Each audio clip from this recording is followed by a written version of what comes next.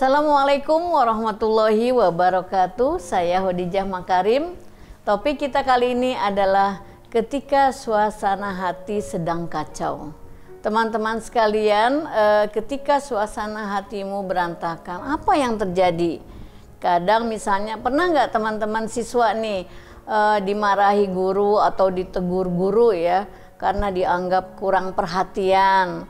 Atau mungkin pada saat itu memang guru tidak tahu bahwa kita sebetulnya sedang bad mood.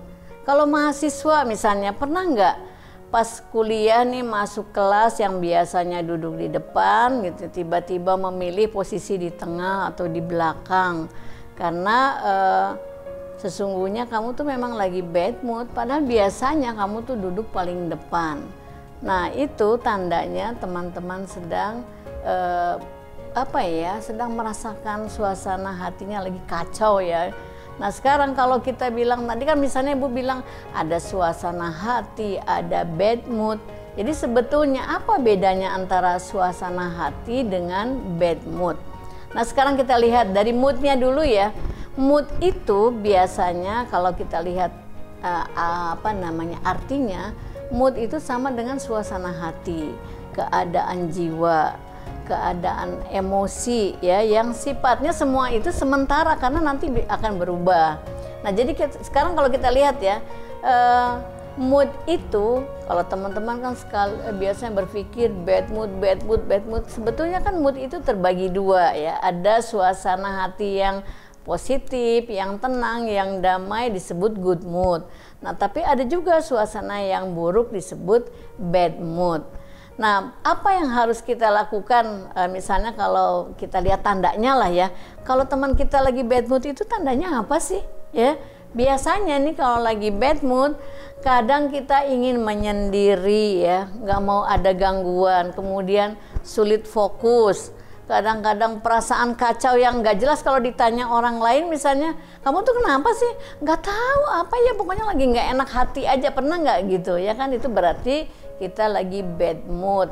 Jadi kalau kita lihat bad mood itu dapat menjadi gangguan dalam kehidupan kita sehari-hari gitu. Jadi teman-teman, bad mood itu siapa sih yang sebenarnya merasakan bad mood? Jadi kadang-kadang orang, ih kok masih anak-anak udah kayak gitu misalnya perilakunya, itu juga bisa dirasakan oleh anak-anak. Jadi bad mood itu semua umur, anak-anak, remaja, dewasa, orang tua, sekalipun lansia, laki-laki dan perempuan. Jadi profesinya ya siapa aja, mau ibu rumah tangga, mau karyawan di kantor, di pabrik, guru, dosen, siapapun apapun profesinya itu bisa terkena bad mood. Nah kemudian yang paling penting adalah bagaimana sikap kita terhadap bad mood. Itu ada dua, ada yang bisa mengatasinya ya, dengan bijak pada saat suasana hati sedang bad mood.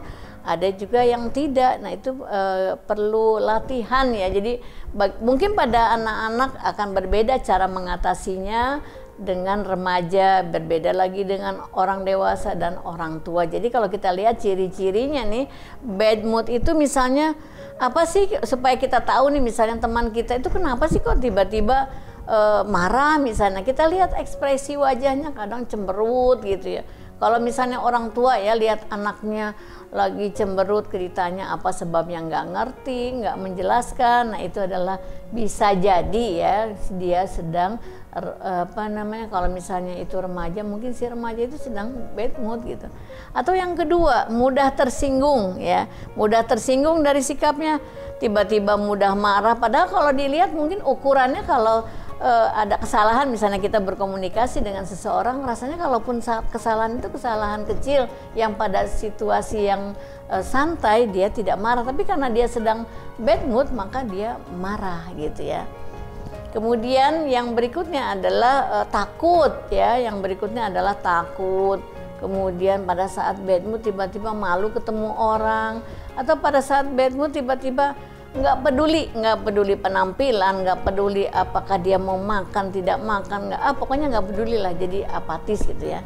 Kalau dari ucapan apa? Nah kalau dari ucapan bisa jadi kata-kata yang keluarnya itu nggak ada yang positif, pesimis gitu ya, nggak optimis. Misalnya buat apa sih saya ikut acara itu, lagian nggak ada juga yang perhatiin saya misalnya, atau mungkin aku males, aku lagi sedih gitu, atau kenapa ya aku kok dari kecil kok sering sekali kena sial tuh, atau enggak begini, belakangan ini kok aku sering sial, kenapa ya. Nah itu tanda-tanda, salah satu tanda bahwa dia sedang suasana hatinya sedang kacau, yang lebih populer disebut bad mood.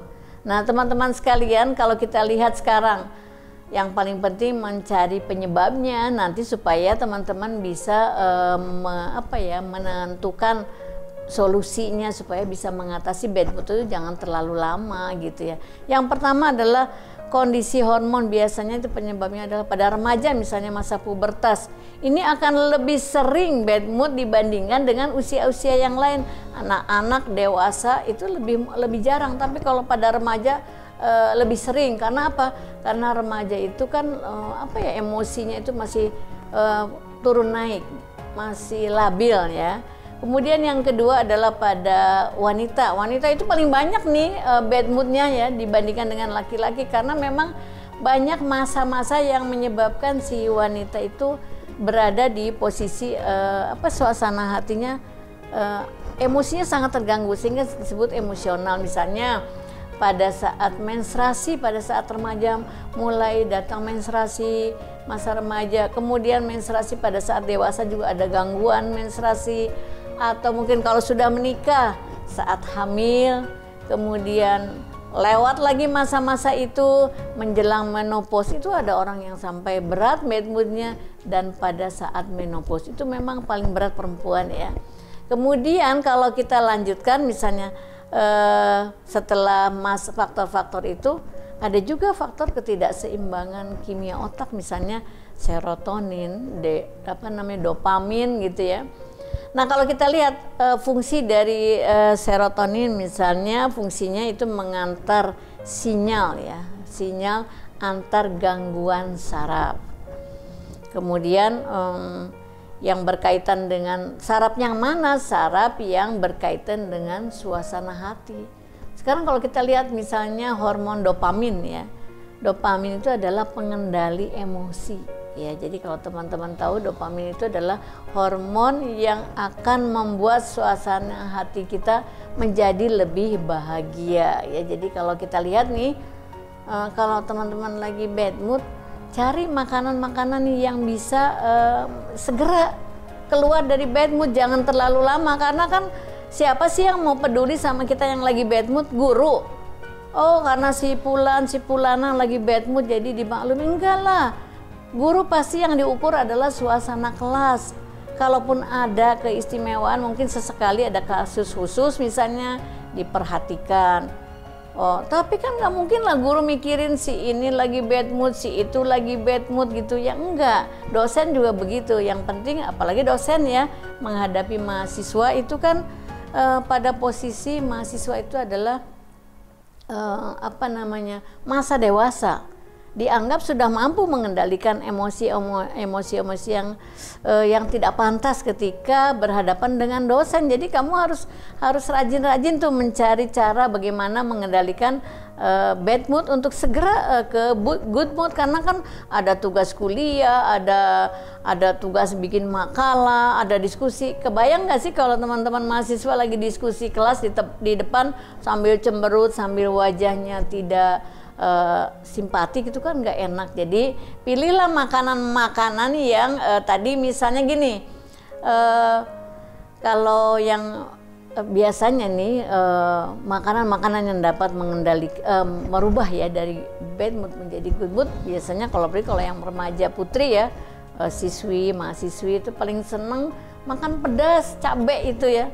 Ya sebetulnya sih laki-laki juga boleh aja, tapi yang ingin saya sampaikan adalah pada teman-teman semua, kalau ingin mengubah dari bad menjadi good gitu, pilihlah makanan-makanan yang pertama, makanan yang kita sukai. Yang berikutnya direkomendasikan yang udah diketahui teman-teman, coklat misalnya. Oh aku nggak suka coklat, takut gemuk, ya udah cari aja makanan yang kamu suka. Kalau suka pedas, makanlah makanan yang lebih pedas dari biasanya ya. Bakso tambahin tuh cabenya yang lebih, sambalnya lebih banyak, atau mie ayam atau apalah. Pokoknya ya ini sebetulnya teman-teman udah tahu lah. Kadang-kadang kan gini, mau kemana, aku pengen makan makanan yang pedas, apa ya yang enak? Makan bakso aja yuk, yang pedas misalnya. Aku lagi stres nih gitu ya. Jadi memang melalui makanan juga kita carilah kebahagiaan. Yang pertama, carilah makanan yang kamu suka. Kemudian yang kedua yang direkomendasikan dapat mengurangi stres adalah coklat. Kalau nggak suka coklat, cari makanan yang agak-agak pedas gitu ya, seger-seger lah gitu. Pokoknya itu akan meningkatkan kadar dopamin otak supaya lebih bahagia gitu. Jadi itu ya. Kemudian kalau kita lihat dari gangguan fisik dan psikologisnya ya, yang terkait dengan yang terkait dengan bad mood ataupun suasana hati. Kalau gangguan fisiologis itu misalnya sakit jantung, paru-paru gitu ya, itu mudah tersinggung. Jadi kalau kita misalnya di rumah ada yang sakit jenisnya itu ya, ataupun yang lain, kalau kita juga bertemu dengan orang-orang tua, orang-orang dewasa yang punya penyakit, misalnya orang yang sakit paru gitu ya, kadang kita kan gini, takut ketularan sehingga kita jaga jarak ya. Pas jaga jarak, ih kenapa sih kamu nggak mau deket, takut ketularan ya gitu kan, nanti tersinggung. Jadi mulailah teman-teman lebih baik, kalau saya sih pernah sih dinasihati oleh dokter, daripada kita bayangkan kalau itu satu rumah ya, daripada kita menyinggung perasaannya, lebih baik kita jaga imun dengan ini aja. Kalau kita mau bertemu ataupun mau jenguk yang sakit paru itu sambil menghisap vitamin C. Ini nasihat dari dokter ya, tapi sejauh mana kebenarannya itu nantilah itu wilayah kedokteran ya, tapi paling tidak secara umum itu. Kemudian kalau gangguan psikologis, kelihatanlah stres, mudah panik gitu ya, kemudian depresi, skizofrenia, dan gangguan-gangguan kesehatan mental yang lainnya gitu. Makanya jadi nasihat saya buat teman-teman itu janganlah terlalu berlama-lama di masa-masa yang bad mood tadi gitu. Nah kemudian kalau kita lihat nih, carilah suasana yang pada saat kita sudah punya rencana-rencana baik yang akan kita laksanakan. Hindari itu yang namanya sumber-sumber yang menyebabkan kita bad mood.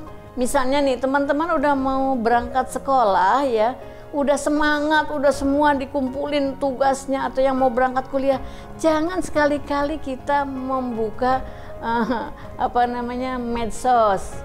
Ntarlah kuliah aja dulu, sekolah dulu, grup-grup itu nggak usah dibuka dulu. Kenapa? Khawatir ada kalimat-kalimat atau ada pesan-pesan yang mengganggu emosi teman-teman, baik pelajar maupun mahasiswa ya. Jadi sebab kadang-kadang kita suka larut di dalam emosi yang ada di grup itu, walaupun nggak mau ikut ngebales, nggak mau komen, tapi kadang-kadang kita terpancing. Jadi nggak usah, itu satu. Yang kedua, kalau yang mahasiswa nih misalnya ya, hindari juga misalnya bertelepon atau berbincang-bincang, maaf ya, misalnya dengan keluarga. Usahakan nanti aja kalau sudah pulang kuliah atau tadi malam. Kalau mau berangkat kuliah nggak usah kontak-kontak, karena khawatir pada saat kamu sudah bagus moodnya, suasana hatinya sudah bagus, tiba-tiba ada kabar dari keluarga yang menyebabkanmu nanti di dalam kelas tuh ngelamun aja gitu. Itu ibu sering temukan itu di dalam kelas ketika ditanya kenapa. Nah itu masih mending kalau keburu ditanya ya. Kalau misalnya dosennya nggak peduli, kamu dianggap sedang turun perhatiannya. Kenapa kamu nggak peduli sama kuliah ini kan gitu, seperti itu. Nah kan tidak semua dosen juga memperhatikan keadaan mahasiswa satu persatu gitu kan, apalagi kalau kelasnya kelas besar sampai 100 orang pada mata kuliah dasar umum misalnya ya, itu nggak tertangkap satu persatu gitu ya. Jadi begitulah teman-teman sekalian, kenapa konten ini dibuat. Saya ingin bilang ke mahasiswa, kepada pelajar, emang siapa lingkungan kita yang mau peduli dengan bad mood kita itu? Jadi kita sendirilah yang peduli, kemudian kita cari faktor penyebabnya, lalu cari solusinya, jangan berlama-lama. Dan yang berikutnya, tujuan ini dibuat adalah supaya teman-teman bisa membedakan antara bad mood dengan malas. Nah, tentang faktor penyebab malas nanti kita bicarakan lagi di video yang akan datang ya. Baik teman-teman sekalian, mudah-mudahan bermanfaat. Mohon maaf bila ada kekurangan. Assalamualaikum warahmatullahi wabarakatuh.